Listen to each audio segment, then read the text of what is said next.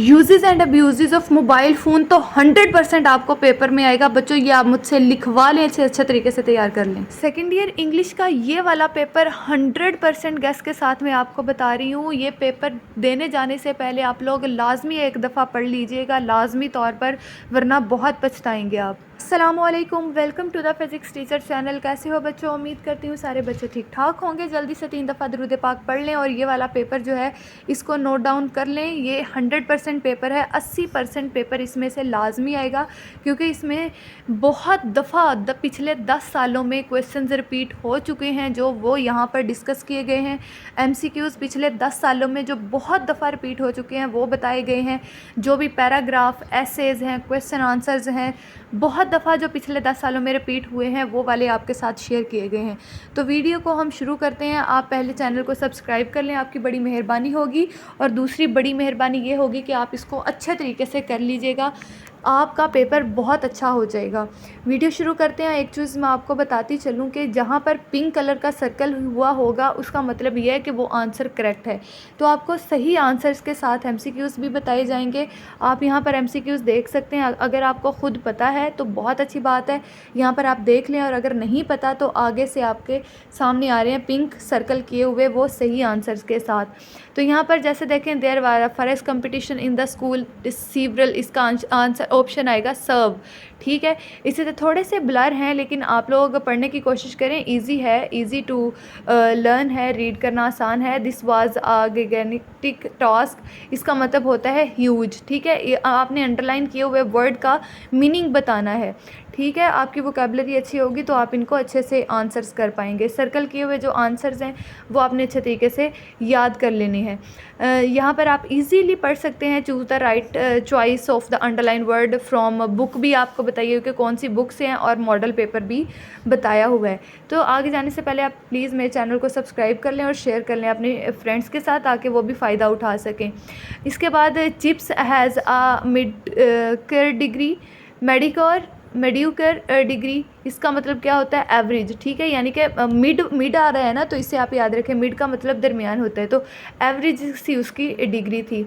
His faculties वर यूनिम्पेयर्ड। ठीक है, तो इसका ऑप्शन सीक्रेट्स है। ठीक है, the first shock and the first optimism, इसका आंसर करेक्ट जो है वो आप मुझे ज़रा बताएं अगर आपको पता है। ठीक है, आपको जब तक पिंक सर्कल नहीं आ रहा आप ज़रा देखें कि ऑप्टिमिज़म का मीनिंग क्या होता है, किस मीनिंग में आएगा। नहीं पता चल रहा? ठीक है, यहाँ पर ऑप्शन है इसका डिस्पेयर, सॉरी लास्ट वाला ऑप्शन जो ऑलरेडी टिक किया हुआ है। ठीक है, देखें भला क्या लिखा हुआ है, पढ़ के ज़रा मुझे बताएं। इसके बाद अगले हैं आपके पास जिसमें आपने करेक्ट ऑप्शन बताना है। अप्रोप्रिएट प्रपोजिशन आपने बतानी है। He pondered dash the cause of his failure, क्या आएगा इसका ऑप्शन? ओवर आएगा। इसी तरह he is a lecturer in English. ठीक है, लेक्चरर है इंग्लिश में। He could not get rid of आएगा यहाँ पर। He takes his father, after आएगा यहाँ पे। इसी तरह नेक्स्ट है his leader was banished his country, from आएगा। इसी तरह नेक्स्ट आप देखते जाएं और जो सही आंसर्स हैं उनको नोट डाउन करते जाएं। ये MCQs कंप्लीट हुए। वेरी इंपॉर्टेंट शॉर्ट क्वेश्चंस आपको बताए जाएंगे, आप लेसन वाइज नोट करते जाएं। हाउ इज़ इट दैट ये वाला क्वेश्चन नंबर 1 जो है वो आप द डाइंग सन का क्वेश्चन, ये वाला आप अच्छे से याद कर लीजिएगा। उसके बाद व्हाट हैपेंड व्हेन, ये वाला question. Why is there no life, ये वाला क्वेश्चन अच्छे तरीके से कर लें। इसके अलावा आपको एक्स्ट्रा क्वेश्चंस भी बताए जाएंगे।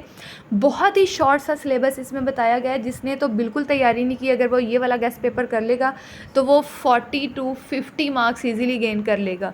ठीक है, अगर अच्छा तरीके से करेगा तो 60 to 70 भी आ सकते हैं। ये जो आपको जितने भी क्वेश्चंस दिए गए हैं ना, इनको आप नोट डाउन कर लें और अपने बुक पर निशान लगाते जाएँ और याद कर लें। अभी आपके पास 1-2 दिन का वक्त मौजूद है। ठीक है, यहाँ पर लेसन वाइज आपको क्वेश्चंस, इंपॉर्टेंट क्वेश्चंस बताए गए हैं। ये अगर आप कर लेंगे ना तो आपका पोर्शन क्वेश्चंस का अटेम्प्ट हो जाएगा। अगर हम गुड बाय मिस्टर चिप्स की बात करें तो वो भी बहुत लंबा है, मुझे पता है आपसे नहीं होगा।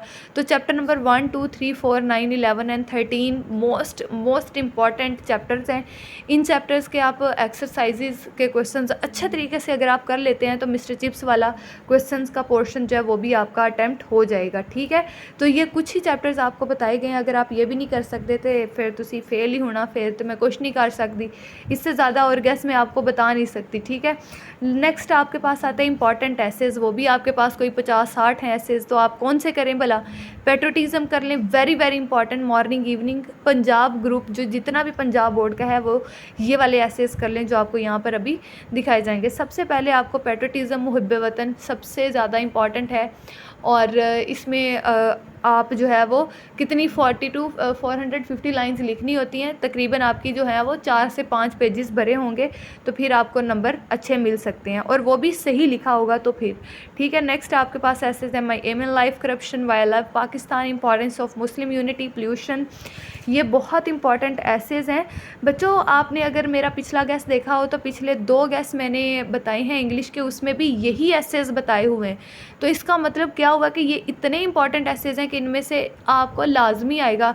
अगर आप ये 4-5 भी एसेज नहीं कर पा रहे हैं तो बेटे फिर आपका कुछ नहीं हो सकता, फिर आप तो खुद पढ़ना ही नहीं चाह रहे। सेकेंड ईयर है, थोड़ा सा पढ़ लें।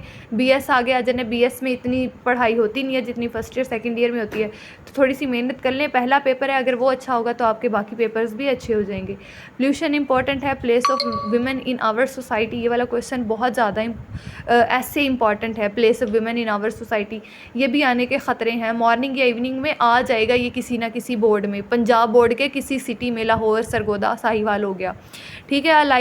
Life in a village life, my first day at school, uses abuses of mobile phone, energy crisis, a cricket match, the holy Quran, my hobby. ये सारे एसेज वही हैं जो मैंने आपको कल और परसों वाले गैस में बताए थे। जो एसेज का गैस है ना वो ऑलमोस्ट सेम ही है। अब ईडियम्स की बात करें तो ये मोस्ट इंपॉर्टेंट ईडियम्स आपके साथ 15 to 20 शेयर किए गए हैं। इनको नोट डाउन कर लें और इनके सेंटेंसेस अच्छे तरीके से याद कर लें। उम्मीद है कि इन्हीं में से आपको मॉर्निंग इवनिंग में पूछे जाएंगे, ठीक है। ये आपने नोट डाउन कर लेने। और जिसने अभी तक मेरे पिछले गैस नहीं देखे ना, जो अच्छे बच्चे हैं, जो ज़्यादा अच्छे से तैयारी करना चाहते हैं, वो पिछले गैस भी देख लें। लिंक आपको डिस्क्रिप्शन में मिल जाएगा, और आपको व्हाट्सअप चैनल एक मिल जाएगा, उसको आप ज़रूर फॉलो कर लीजिएगा, ताकि जितनी भी अपडेट्स होंगी गैस के मुतल्लक, आपके पेपर्स के मुतल्लक सेकंड ईयर, वो आपको मिलती रहें। तो व्हाट्सअप का चैनल जो है उसको भी ज़रूर फॉलो कर लीजिएगा, ठीक है। अगर आपका कोई क्वेश्चन हुआ तो आप कमेंट में मुझे पूछ लीजिएगा। इंशाल्लाह मैं आप कोशिश करूँगी कि आपको आपके पेपर से पहले आंसर कर पाऊँ। किस तरीके से लिखना है, इंग्लिश की पेपर प्रेजेंटेशन कैसी होनी चाहिए, ये चीज़ें बहुत मैटर करती हैं, पेपर प्रेजेंटेशन वगैरह। राइटिंग आपकी अच्छी हो, कटिंग नहीं की होनी चाहिए। एसेज 5 से 6 पेजेस का होना चाहिए। क्वेश्चन का आंसर आपका 3 to 4 लाइंस का होना चाहिए। ये प्रेजेंटेशन आपको टॉपर की लिस्ट में ले जाती हैं। अगर ये चीज़ें आप अच्छे से नोट डाउन कर लेंगे ना, तो आप जो है वो एवरेज से टॉपर की लिस्ट में जा सकते हैं, ठीक है। इसके बाद इंपॉर्टेंट पैराग्राफ्स आते हैं। तो बच्चों, पैराग्राफ बताने से पहले एक चीज़ मैं आपको बता दूं कि पैराग्राफ्स जो हैं वो हमेशा अनसीन आते हैं। ये मोस्ट रिपीटेड नहीं है, हमेशा अनसीन आते हैं। तो इसका सिर्फ एक ही हिंट है कि आप प्रेजेंट इंडेफिनेट और सिंपल प्रेजेंट टेंस जो है ना वो अच्छे तरीके से कर लें। जितने भी टेंसेस आपको आएंगे ना पैराग्राफ, वो सिर्फ और सिर्फ सिंपल प्रेजेंट टेंस में से आएंगे। तो आप प्रेजेंट टेंस अच्छे से कर लें, आपका पैराग्राफ अच्छा अटेम्प्ट हो जाएगा। Thank you so much, subscribe कीजिएगा, बहुत शुक्रिया।